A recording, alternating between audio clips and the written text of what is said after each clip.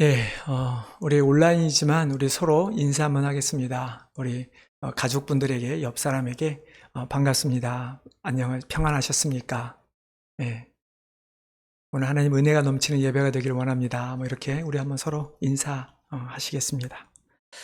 예, 여러분도 아마 집 앞에 눈이 많이 쌓였을 것 같습니다. 교회 앞에도 지금 한 7인치 정도 이상은 온 것 같습니다. 저도 겨우 다행히 제게 그 눈치는 스노우 블로어가 있어서 교회로 이렇게 조그맣게 길을 내고 따라와서 이렇게 예배를 드립니다. 특별히 제가 박기성 집사님께 안 오셔도 된다고 그렇게 말씀을 드렸는데 또 온라인 예배를 위해서 하러 오신 우리 박기성 집사님께 다시 한번 감사의 말씀을 드립니다. 오늘 우리 함께 하나님 말씀 나누도록 하겠습니다. 하나님 말씀은 창세기 47장 1절부터 12절의 말씀입니다. 여러분 집에 계시더라도 자리에 일어나셔서 저와 함께 한 절씩 교독하도록 하겠습니다. 창세기 47장 1절로 12절 말씀입니다. 창세기 41장 1절로 12절 말씀 제가 먼저 읽겠습니다. 요셉이 바로에게 가서 고하여 이르되 내 아버지와 내 형들과 그들의 양과 소와 모든 소유가 가나안 땅에서 와서 고센 땅에 있나이다 하고 그의 형들 중 5명을 택하여 모이니 바로가 요셉의 형들에게 묻되 너희 생업이 무엇이냐? 그들이 바로에게 대답하되 종들은 목자이온데 우리와 선조가 다 그러하나이다 하고 그들이 또 바로에게 고하되 가나안 땅에 기근이 심하여 종들의 양떼를 칠 곳이 없기로 종들이 이곳에 거류하고자 왔사오니 원하건대 종들로 고센 땅에 살게. 바로가 요셉에게 말하여 이르되 내 아버지와 형들이 내게 왔은즉 애굽 땅이 내 앞에 있으니 땅의 좋은 것에 내 아버지와 내 형들이 거주하게 하되 그들이 고센 땅에 거주하고 그들 중에 능력 있는 자가 있거든 그들로 내 가축을 관리하게 하라. 요셉이 자기 아버지 야곱을 인도하여 바로 앞에 서게 하니 야곱이 바로에게 축복하매 바로가 야곱에게 묻되 내 나이가 얼마냐? 야곱이 바로에게 이르되 내 나그네 길의 세월이 130년이니이다. 내 나이가 얼마 못되니 우리 조상의 나그네 길의 연조에 미치지 못하나 험악한 세월을 보냈었나이다 하고 야곱이 바로에게 축복하고 그 앞에서 나오니라. 요셉이 바로의 명령대로 그의 아버지와 그 형들에게 거주할 곳을 주되 애굽의 좋은 땅 라암셋을 그들에게 주어 소유로 삼게 하고 또 그의 아버지와 그의 형들과 그의 아버지의 온 집에 그 식구를 따라 먹을 것을 주어 봉양하였더라. 아멘. 자리에 앉아주시기 바랍니다. 제가 한 번 더 기도하겠습니다. 하나님, 정말 이 시간만큼은 우리가 하나님께 드리는 시간이 아니라 하나님께서 우리에게 말씀하는 시간인 줄 믿습니다. 하나님, 부족한 종의 모습은 감춰주시고 정말로 하나님께서 제일한인 장로교회와 또 우리 성도들과 가정 가운데 또 저에게 하신 그 귀한 말씀을 깨닫는 시간 되게 하여 주시옵소서. 그래서 하나님, 우리가 그 말씀을 듣고 깨달아 하나님의 사명을 감당하는 하나님의 뜻대로 살아가는 귀한 백성들에게 인도하여 주시옵소서. 오직 하나님의 말씀만이 이 시간이 있기를 소원하오며 이 모든 말씀 예수님의 이름으로 기도하옵나이다. 아멘.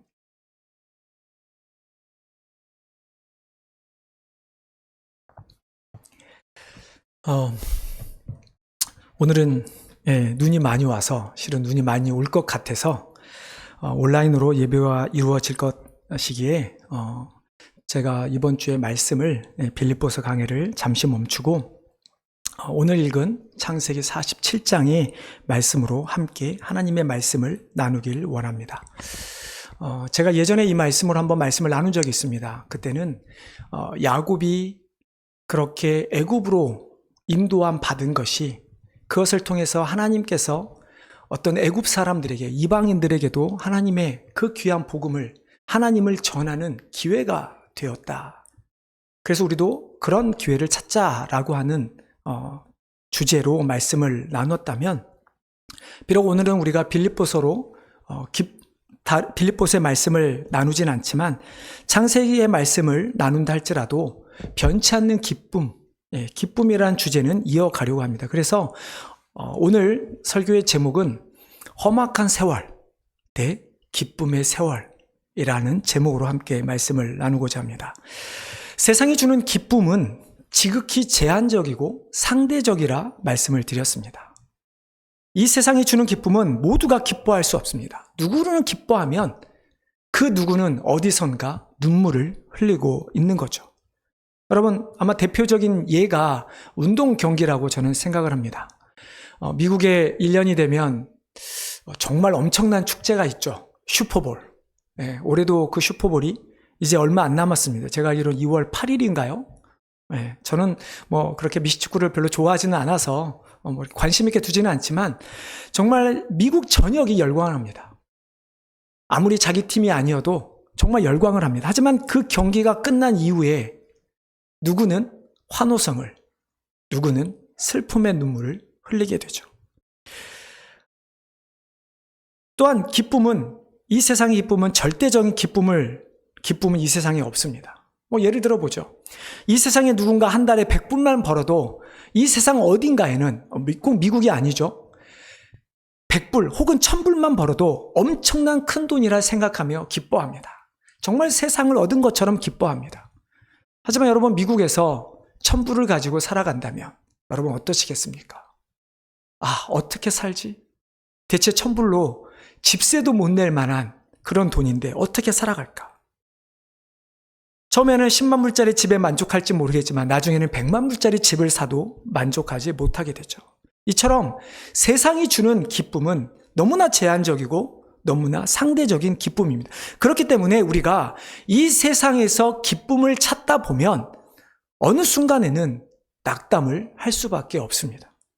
더 이상 즐거워하지 못한 채 그저 의미 없이 근심만 가득한, 고난만 가득한 그런 삶을 살아가게 되죠. 그럼 우리 인간은 언제 기뻐할 수 있습니까? 제가 이미 1월 첫 주에 말씀을 드렸습니다. 성경은 우리 인간은 하나님의 형상대로 창조되었기 때문에 하나님의 형상, 즉 하나님 안에 있을 때가 가장 기쁘다라고 말씀을 드렸습니다. 그러면서 하나님이 기뻐하신 일이 우리에게도 역시 변하지 않는 기쁨이 된다라고 말씀을 드렸죠. 하나님은 구원하신 백성들과 함께할 때 기뻐하십니다. 잃어버린 영혼들이 돌아올 때 기뻐하십니다. 그렇다면 우리도 구원받은 이들과 함께 살아갈 때, 함께 예배하며 함께 복음을 전할 때, 그래서 잃어버린 영혼이 돌아올 때 우리도 진정한 기쁨을 누릴 수 있게 되는 것이죠.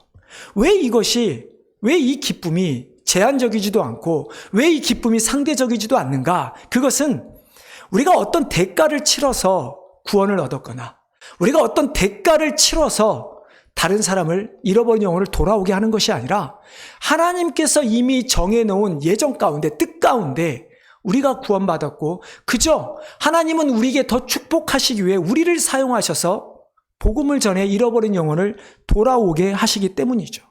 즉 우리에게는 마치 선물처럼 구원도 복음의 역사에 참여도 우리에게 주어졌기 때문에 절대로 그 기쁨만큼은 제한적이지 아닌 무제한적인, 절대 변하지 않는, 없어지지 않는, 상대적이 아닌 절대적인, 절대 신인 하나님께서 우리에게 주신 절대적인 기쁨이라는 것입니다. 그런데 우리의 삶은 어떻습니까? 예수 그리스도를 믿음으로 구원을 받았음에도 구원받을 자와 함께 이렇게 모여 예배를 드리고 복음을 드림에도 우리는 기뻐하지 못합니다. 왜 그럴까요? 오늘 본문에 나오는 야곱을 통해서 그의 인생을 돌아보므로 우리의 삶도 한번 돌아보기를 원합니다. 그래서 여전히 우리 가운데 있는 문제가 무엇인지, 어떻게 해야 진정으로 변하지 않는 기쁨을 얻을 수 있는지 그에 대한 해답을 함께 찾기를 바랍니다. 오늘 본문은 야곱의 아들 요셉과 재회하는 장면입니다. 죽은 줄 알았던 요셉이 애굽의 총리로 되어 있고 기근으로 죽을 뻔했던 야곱과 그의 가족들이 이제 애굽에서 요셉을 만나 잘 살게 되는 그런 모습입니다. 그 모습 가운데 오늘 좀 주목하길 원하는 것은 바로를 대면했던 야곱, 그 야곱의 바로와 야곱이 만나 이야기하는 그 장면을 가지고 오늘 함께 좀 더 생각해 보길 원하는데요. 야곱을 본 바로가 첫 번째로 묻는 것이 무엇입니까? 내 나이가 얼마냐라고 묻습니다. 뭐 꼭 한국 사람들 같아요. 우리 한국 사람들은 만나면 학번 따지고 나이 따지잖아요. 네, 뭐 모르겠습니다. 이들도 그런 게 있었는지 모르겠지만 나이를 묻습니다. 당신 나이가 어떻게 됩니까? 그래서 야곱이 이렇게 이야기합니다. 내 나그네 길의 세월이 130년입니다. 내가 130년 살았지만 내 나이가 얼마 못 되니 우리 조상의 나그네 길의 연조, 그러니까 조상들이 걸어왔던 그 연수에 미치지 못합니다. 그러나 험악한 세월을 보냈습니다. 라고 고백합니다. 여러분들은 야곱의 한 이 대답에서 어떤 것이 느껴지십니까? 세월의 어떤 그런 연륜이 느껴지십니까? 아니면 아직도 젊은 야곱이 느껴지십니까? 야곱의 삶은 어땠을까요? 그의 나이 130입니다. 우리로 하면 정말 많죠. 하지만 우리가 그 당시의 평균 나이, 즉 아브라함은 175세, 그리고 야곱의 아버지였던 이삭은 180세에 숨을 거두었습니다. 그렇다고 한다면 지금으로 따지면 지금 야곱은 기껏해 한 60세, 100세 시대로 보면 60세나 70세 정도밖에 되지 않은 것이죠. 아직 할아버지와 아버지의 나이에 비하면 아직도 한 50년을 남아있는 그런 상태입니다. 그런데 야곱은 자신이 보낸 세월, 즉 그 세월의 양이 아니라 질만큼은 자신의 현재 나이가 자신의 조상들보다는 어리지만 조상들이 죽었을 때 느꼈던 만큼의 그 세월을 겪었고 그 세월에 대하여 험악한 세월이라고 말을 하죠. 여기서 여러분 잠시 야곱의 생애를 한번 생각해 보기를 원합니다. 우리가 야곱의 생애를 여러분들이 만약에 한마디로 한 문장이 됐든 마디가 됐든 만약에 정의한다면 어떻게 하시겠습니까? 태어나기 전부터 하나님으로부터 선택된 자, 형을 뛰어넘어 장자의 축복을 받고 할아버지 아브라함과 아버지 이삭을 이어 이스라엘의 조상이 된 사람. 한마디로 표현하면 하나님으로부터 선택받아 축복받은 자. 그것이 야곱입니다. 아마 제가 이렇게 말한 것에 대부분의 성도님들은 동의할 것입니다. 아무리 그의 삶에 어려움이 있었다 할지라도 우리가 아는 야곱, 하나님께 선택받은 자, 축복받은 자. 그러니 그의 삶에서 어떻습니까? 형 에서의 손길에서도, 삼촌 라반의 손길에서도, 수많은 주변 나라와 부족, 기근의 위협 속에서도 그는 살아남습니다. 하나님께서 지켜주셔서 살아남죠. 그리고 오늘 본문에 우리가 읽은 것처럼 그 엄청난 기근 앞에서도 하나님께서 그를 굶겨 죽이지 않게 하시려고 그의 온 가족과 소유물들을 지금 애굽으로 옮겨 놓으신 것이죠. 여러분, 그렇다면 야곱은 어떻게 고백해야 할까요? 만약에 여러분들이 야곱의 입장이라면 어떻게 고백하시겠습니까? 이렇게 하지 않을까요? 하나님의 은혜였습니다. 내 평생에 하나님의 인도하심과 보호하심 속에 살았습니다. 내가 이렇게 많은 자녀들과 가축들을 거느게 된 것 다 하나님께서 하셨습니다. 하나님 감사합니다. 여러분, 이렇게 해야 되지 않을까요? 그런데 야곱이 어떻게 말합니까? 자신이 살아온 130년의 인생을 조상의 연수보다는 적으나 지난 세월의 험악한 만큼은 그들만큼 험악한 세월이었다고 말합니다. 물론 야곱의 생애를 보면 어려운 적이 있었습니다. 도망 다니고 딸이 강간을 당하고 사랑하던 아내가 죽고 애지중지하던 아들이 죽은 줄 알았던 그의 삶, 정말 고통과 슬픔이 가득한 삶이었습니다. 거기에 나이가 들며 약해지죠. 이제 더 이상 자신이 거주했던, 자신이 떵떵거렸던 땅이 아니라 애굽이라고 하는 나라에 가서 아무리 자신의 아들이 총리라 할지라도 그 아들은 우리말로 하면 이민자입니다. 이민자의 삶이라는 게 세월이 지나면 어떻게 됩니까? 점점 더 약해지죠. 그래서 우리가 성경에 잘 아는 것처럼 나중에 이스라엘 백성들은 애굽의 포로로 살게 됩니다. 바로 앞에서 구신거래하는 처지였던 야곱의 삶은 분명 비극적인 것처럼 보일지도 모르겠습니다. 하지만 이런 어렵고 힘든 삶이 야곱에게만 있었을까요? 아브라함에게도 이삭에게도 있었습니다. 종류는 다르지만 분명히 아브라함에게도 이삭에게도 어떻게 보면 야곱보다 더 큰 어려움이 있었습니다. 그렇지만 성경은 어디에도 아브라함이 자신의 인생을 돌아보며 험악한 세월이었다, 이삭이 자신의 삶을 보며 험악한 세월이었다라고 고백하지 않습니다.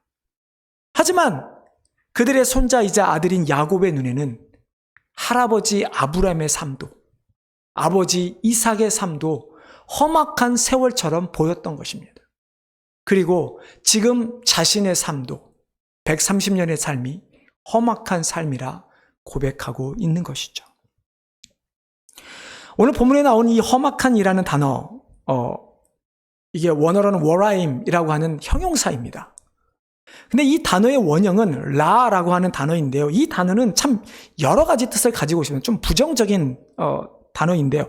나쁜, bad, 불쾌한, unpleasant, 고통을 주는, giving pain, 불행과 비참함, unhappiness and misery, 마음에 들지 않는, disagreeable, 뭐 이런 우리 인생에 표현할 수 있는 부정적인 의미는 다 가지고 있는 단어가 이 험악한이라고 하는 원래의 단어, 라의 단어에 담겨 있죠. 그런데 문제는 이 단어가 단순히 인생의 험악함, 인생의 어려움, 인생의 고난만을 나타내는 게 아니라 그 단어 안에는 어떤 의미가 있는가?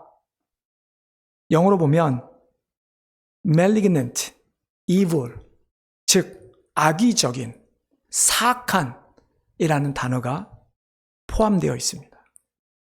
야곱은 자신의 인생을 평가함에 있어서 험악한 세월이었다라고 하는 이 표현은 물론 힘들고 어려움, 고통과 불행이 넘치는 비참한 세월을 말하기도 하지만 그러나 자신이 삶에 있어서 악의적이고 사악한 악한 세월이었다라는 고백도 들어 있는 것입니다. 근데 여러분, 우리가 정말 그렇게 생각합니까? 야곱이 사악합니까? 하나님 앞에 악한 존재입니까? 그의 삶이 정말로 어려움과 불행만 가득한 삶이었습니까? 물론 그럴 때도 있지만 말씀드린 것처럼 성경에 나타난 야곱의 모습은 하나님의 선택받은, 하나님으로부터 축복받은 사람이었습니다. 애굽에 내려간 것 바로 앞에 잠깐 창피할 수도 있지만 그러나 그들의 생명을 건졌습니다. 요셉을 보면서 그에게 가장 애굽에서 좋은 땅을 주었고 그들에게 먹을 것을 계속해서 공급했습니다. 야곱이 애굽으로 내려간 것은 전적인 하나님의 뜻이었다는 것이죠. 하나님께서 야곱과 그의 가족을 보호하기 위한, 하나님의 뜻을 온전히 이루기 위한, 앞으로 이스라엘 백성들과 먼 미래 예수 그리스도까지 이뤄지는 그 많은 역사들을 이루기 위한 보호장치였습니다. 그래서 요셉을 먼저 애굽으로 보내 총리가 되게 하셨고 그 요셉을 통해 야곱과 그의 모든 백성들이 구원을 받게 된 것이죠. 우리가 이 내용을 보면 많은 성도들이 똑같이 생각을 하죠. 우리도 그렇게 하나님의 계획과 선한 계획 속에서 선한 길로 인도함을 받아 야곱과 그의 가족들처럼 우리도 축복받은 자들이 되기를 원합니다. 맞습니다. 야곱을 향한 하나님의 계획은 완전합니다. 마찬가지로 우리를 향한 하나님의 계획도 완벽하기를 우리는 원합니다. 하지만 그렇다고 해서 우리가 걸어가는 삶의 길이, 삶의 세월이 완전히 모두 편하고 좋지만은 않을 수 있음을 기억해야 합니다. 결과적으로 하나님께서 인도하신 그 길 끝에서 우리가 해야 할 고백이 야곱이 한 이 험악한 세월의 고백이 아니라 기쁨의 세월이었음을 우리는 고백할 수 있어야 하는 것이죠. 보통 우리는 하나님께서 택하셨기에 하나님의 언약대로 모든 것이 이루어진다면 우리는 그 과정조차도 다 좋아야 한다고 생각을 합니다. 물론 정말로 우리가 하나님의 뜻에 순종한다면 모든 것이 선하게 열릴 것이고 우리가 하는 모든 것을 하나님께서 협력해서 선하게 이루어 주실 줄 우리는 믿습니다. 하지만 하나님의 뜻에 순종하며 하나님의 뜻에 도달하는 모든 과정조차까지 단 한 줌의 고난 없이, 어려움 없이 잘 되어야 한다라는 그 말을 들여다보면 그 가운데는 우리의 욕심이 있습니다. 하나님의 방법이 아니라 우리의 방법대로 되기를 원하는 거. 하나님의 계획이 아니라 우리의 계획대로 되기를 원하는 그런 우리의 욕심이 담겨 있다는 것을 우리는 기억해야 합니다. 오늘 야곱이 바로 앞에서 고백한 내용이 무엇입니까? 자신의 생을 나그네의 길이라 고백합니다. 그리고 그 세월이 험악한 세월이었다고 말합니다. 바울이 왜 이런 고백을 할까요?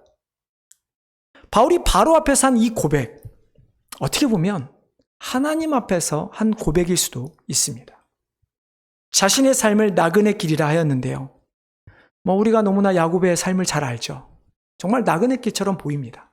얼마나 많은 이동들이 있었습니까? 저도 제가 미국에 와서 이곳에 정착하기까지 저도 이제 한 5, 6년 살았는데요. 벌써 이미 6번 이상을 이사한 것 같습니다. 근데 여러분, 단순히 우리가 많이 옮겨 다녔다고 해서 그게 나그네 길이라 할 수 있을까요? 여러분, 오늘 본문에 나오는 이 나그네 길, 나그네라고 하는 이 말도 좀 우리가 원어적인 의미를 좀 보아야 합니다. 원의 의미는 어떤 의미가 담겨 있는가? 순례의 길, 순례라고 하는 의미가 담겨 있습니다. 여러분, 순례라는 말이 무엇입니까? 사전적 의미를 보면 종교적, 영적 의미를 담아 어떤 성지나 중요한 장소를 찾아가 참배, 예배하고 의미를 되새기는 여행을 순례라고 합니다. 그러면 야곱이 자신의 삶을 나그네의 삶, 순례의 삶이라고 고백한 그의 삶은 결국은 어떤 의미입니까? 자신이 어디를 가든지 그곳이 하나님께 예배하는 곳이었고, 하나님을 찾는, 하나님을 만나는 장소였고, 하나님께서 자신에게 주신 의미를 부여하는, 사명을 찾는 그런 삶의 자리였다라고 하는 것입니다. 하지만 오늘 본문에서 야곱이 자신의 삶을 나그네 삶이라고 했을 때 정말 그것을 알았을까? 잘 모르겠습니다. 이게 야곱이 쓰지는 않았잖아요. 그러다 보니까 정말 야곱이 그 길을 알았을까? 자신은 몰라도 이 후대, 이 글을 우리가 잘 아는 것처럼 모세오경은 우리가 모세가 썼다고 우리가 추정을 합니다. 모세가 야곱을 보았을 때 그의 삶은 나그네의 길, 즉 순례의 길이었다라고 모세는 표현합니다. 그런데 그런 순례의 길에 야곱은 자신의 삶을 험악한 세월이었다라고 고백한다면 어떤 의미입니까? 하나님, 너무 힘듭니다. 아들도 잃었고요. 기근에 시달리고요. 이제 애굽이라는 새로운 곳에서 정착을 해야 한 상황들이 하나님 너무 고통스럽고 힘듭니다. 근데 그의 길이 정말로 순례의 길이라면 그렇게 고백을 해야 할까요? 그가 정말로 자신의 삶의 어려움 속에서 끊임없이 하나님이 찾아와 만나 주셨고 하나님의 뜻을 찾아서 순례의 길을 살았다라면 지금 애굽에서, 그것도 바로 앞에서 자신이 해야 될 고백은 내가 믿는 하나님께서 나의 삶을 이렇게 인도해 주셨습니다. 내 삶이 비록 나그네 길이지만 나는 그 길에서 하나님을 만났고 하나님을 예배하는 삶이었습니다. 비록 내가 당신이 다스리는, 이방신이 다스리는 이곳에 있다 할지라도 나는 하나님의 인도하심대로 이곳에 왔기에 이곳에서도 하나님을 예배하며 하나님을 전하기를 원합니다. 그럼 이런 고백을 해야 되지 않을까요? 근데 순례의 길이, 하나님을 예배했던 그 길이 험악한 힘든 삶이었다라고 하는 그의 고백의, 여러분 어떻습니까? 하나님을 예배한 뿐만 아니라 그가 걸어왔던, 그가 선택했던, 그가 결정했던 수많은 결정들이 하나님 앞에 악의적이었던 삶이었다는 그런 고백. 여러분, 근데 우리도 야곱과 같지 않습니까?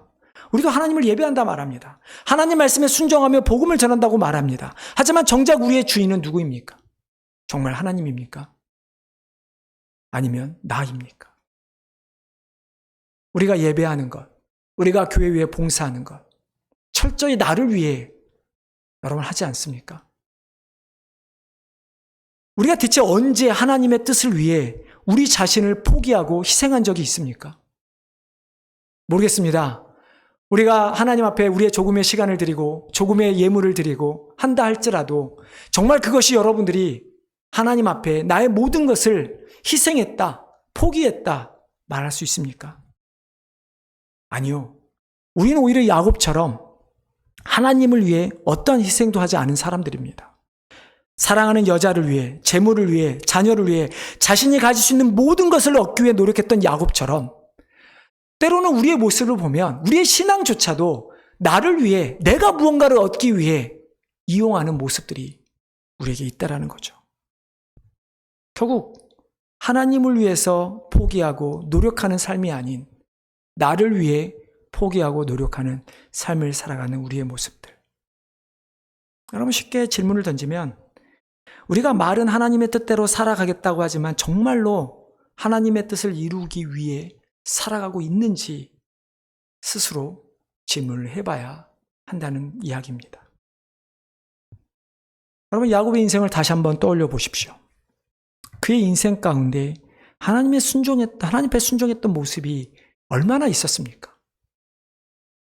어머니 리브가의 뱃속에서부터 택함받았던 야곱이지만 그의 삶 어디에 그 하나님의 택함받은 자로서 하나님을 온전히 의지하며 살아가는 모습이 있습니까?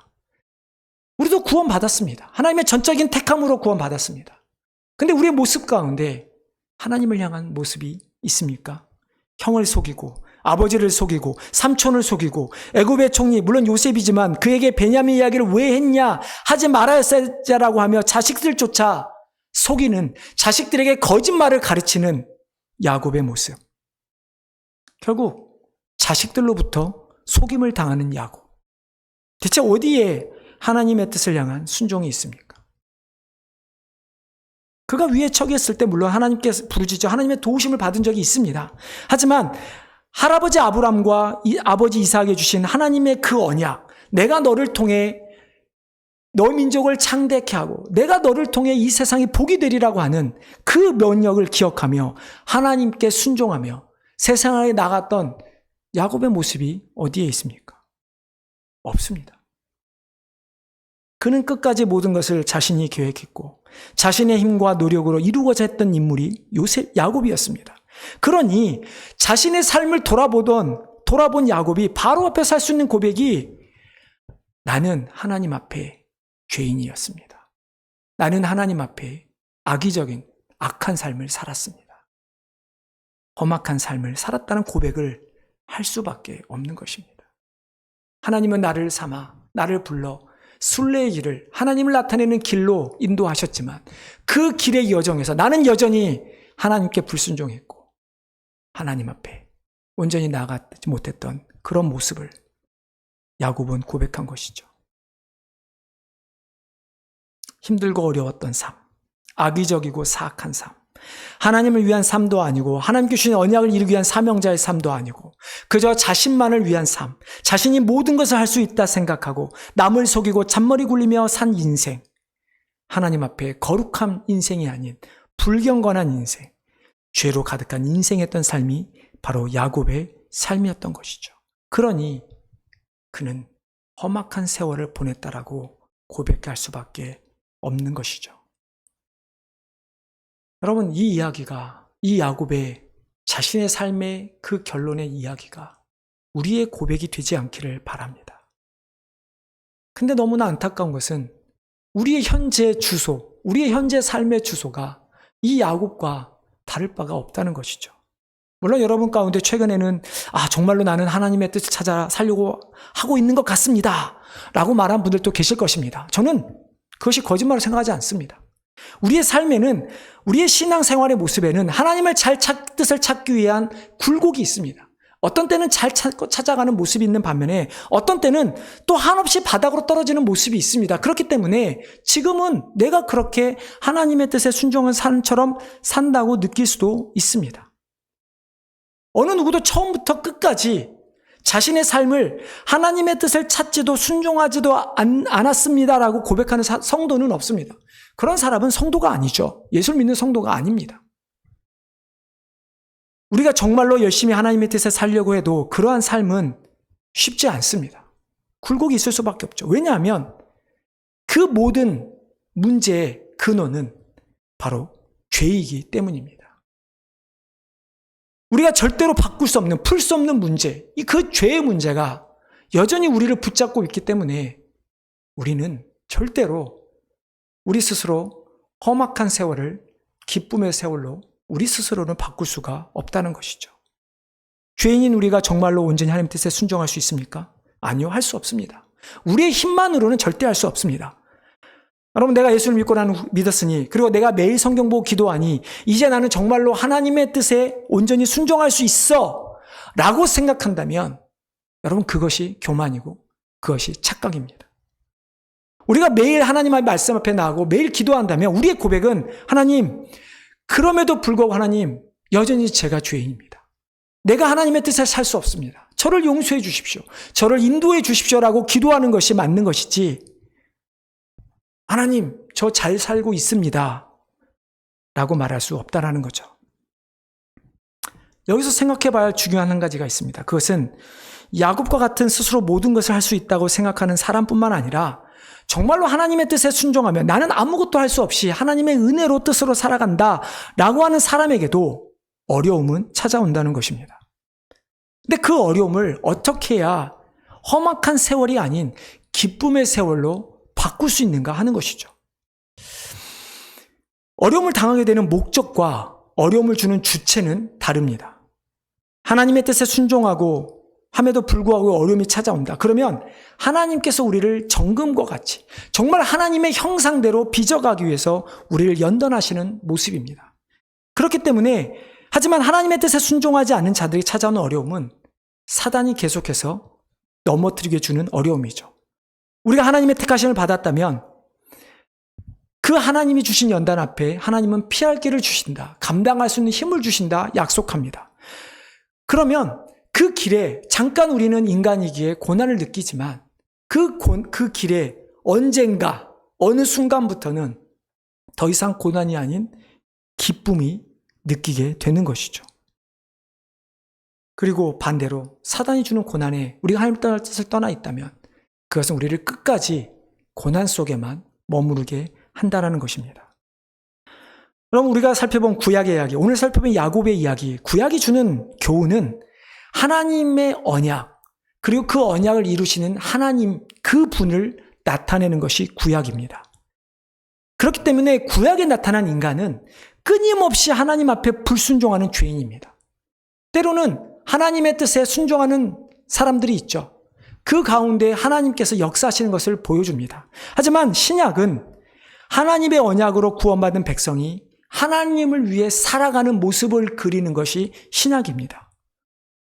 그렇다면 우리가 스스로 모든 것을 이루려고 했던 야곱을 통해 그러한 삶은 험악한 삶일 수밖에 없다는 것을 깨달아야 하는 것이고, 우리가 계속 살펴보는 빌립보서에 쓴 저자인 바울을 통해서는 복음을 위해서 살아간다면 비록 고난이 찾아와도 그 고난조차도 기쁨이 될 수 있다는 것을 우리는 배워야 하는 것이죠. 하나님이 주시는 어려움은 우리가 깨닫지 못해 힘들고 어렵게 느낄 수 있지만, 그러나 결국 모든 것은 기쁨으로 바뀌게 됩니다. 하지만 사단이 주는 어려움은 끝까지 우리를 바닥으로 끌어내릴 것입니다. 너무나 힘들고 처절한 고통 속에서 살아가게 될 것입니다. 우리가 여전히 우리의 주인의 자리를 하나님께 드리지 않으면 내가 나의 삶의 주인처럼 여기며 살아갈 수 있다고 생각하지만, 그건 역시 하나님도 나도 주인이 아닌 사단이 우리의 주인이 되어 살아가는 삶이 되는 것이죠. 어떻게 보면 야곱이 바로 앞에서 한 고백, 이 험악한 세월, 그것은 우리의 고백이자 우리도 하나님 앞에서 우리가 하나님 앞에 보여지는 우리의 모습이 일지도 모르겠습니다. 그렇게 비록 바로 앞에서 굽신강한 입장에도 불구하고 야곱은 바로를 축복하게 됩니다.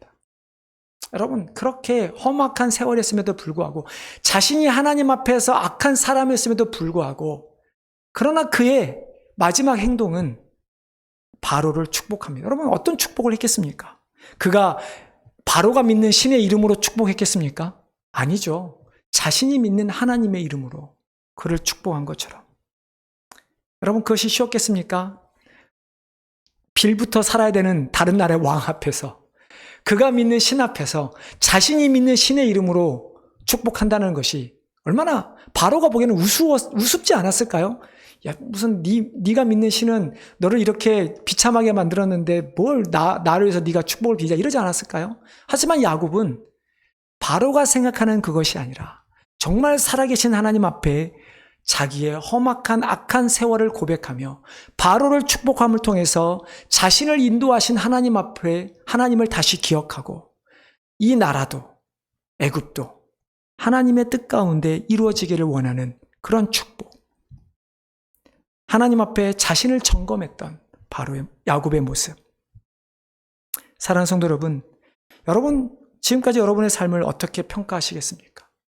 앞으로 삶을 어떻게 살겠다고 고백하길 원하십니까? 삶의 마지막 끝에서 사랑하는 남편 혹은 아내, 자녀들에게 어떤 고백을 하길 원하십니까? 정말로 하나님 앞에 섰을 때 하나님께 우리의 삶에 대하여 어떻게 고하기를 원하십니까? 그저 우리가 하나님을 알기 전에 살았던 험악한 세월, 그것이 우리가 마지막 우리의 삶에서도 해야 되는 고백이 되지 않기를 바랍니다. 험악한 세월의 고백이 아니라 우리의 사랑하는 가족들 앞에서, 하나님 앞에서, 하나님, 나의 삶은 정말로 기쁨의 삶이었습니다. 모든 것이 하나님의 은혜였습니다.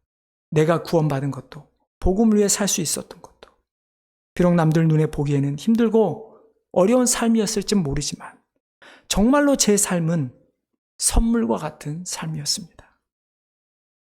하나님께 감사와 영광을 돌립니다 라고 고백해야 하지 않을까요?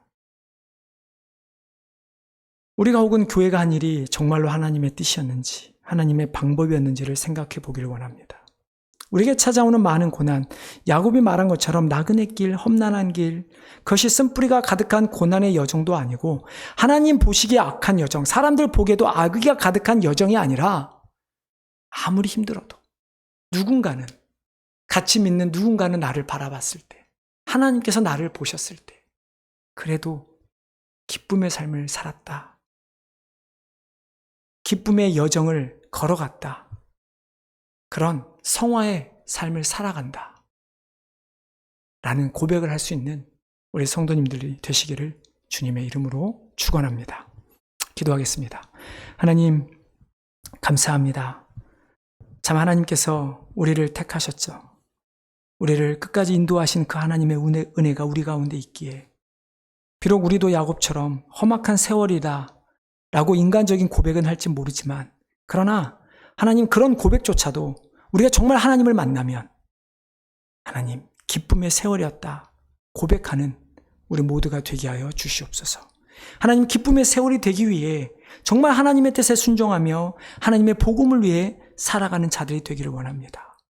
하나님께서 함께하여 주시옵시고, 그런 놀라운 은혜와 기쁨의 축복이 우리 성도들 가운데, 교회 가운데 있게 하여 주시옵소서.